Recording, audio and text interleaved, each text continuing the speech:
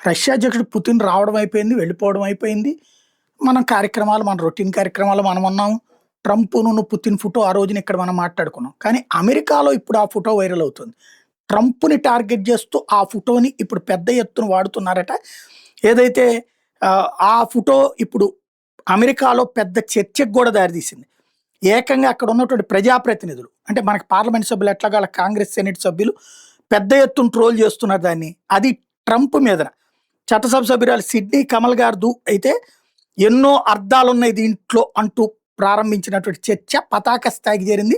ఇరు దేశాల మధ్య వ్యూహాత్మక విశ్వాసం, పరస్పర అవగాహనని మనం దెబ్బతీస్తున్నాం. అదే సందర్భంలో అమెరికాకి హాని చేస్తున్న ట్రంప్ వ్యవహారంతో అన్నటువంటిది ఆవిడ వ్యాఖ్యానించుకొచ్చారు.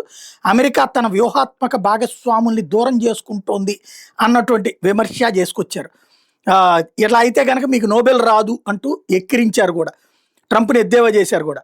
వాషింగ్టన్ మేల్కొనాలి అంటూ సెల్ఫీని ఉద్దేశించి అమెరికాలో ఆవిడ మాట్లాడితే 2022లో రష్యా ఉక్రెయిన్ యుద్ధం మొదలైన తర్వాత పుతిన్ భారత పర్యటనకి రావడం ఇదే తొలిసారన్న పాయింట్‌ని అమెరికన్స్ గుర్తు చేసుకున్నారు. ఢిల్లీలోని పార్లమెంట్ విమానాశ్రయం దగ్గరనే రెడ్ కార్పెట్ స్వాగతం లభించింది అన్నటువంటి విషయాన్ని గుర్తు చేస్తూ, ఆ కారు రైడ్ నా ఆలోచన, మా స్నేహానికి చిహ్నం. ఆ సమయంలో మేము మాట్లాడుతూనే ఉన్నాం.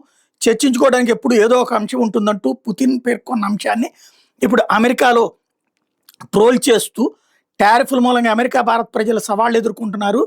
దీనికి నాశనం చేస్తున్న ట్రంప్ అన్నటువంటిది పెద్ద ఎత్తున విమర్శిస్తూ వస్తున్నారు. ఓవరాల్‌గా భారతదేశంలో వృద్ధి చెందుతున్న ఆర్థిక వ్యవస్థలో ఒకటి అంటూ చట్టసభ సభ్యుడు బిల్ హ్యూజంగా స్వేచ్ఛ ఇండో పసిఫిక్ పరిరక్షణకు భారత్ అవసరమన్న విషయం తెలియట్లేదు ఈయనకి అంటూ విమర్శించుకొచ్చారు. అట్లాగే ఏదైతే అమెరికా ఫౌండేషన్ ఎగ్జిక్యూటివ్ డైరెక్టర్ ధ్రువ జయశంకర్ పాకిస్తాన్ సైనిక నాయకత్వం మీద ట్రంప్ యంత్రాంగం చూపుతున్న అభిమానమే ఈ పరస్పర రష్యా భారత్ల యొక్క సన్నిహితత్వానికి కారణం అంటూ విమర్శించుకొచ్చారు.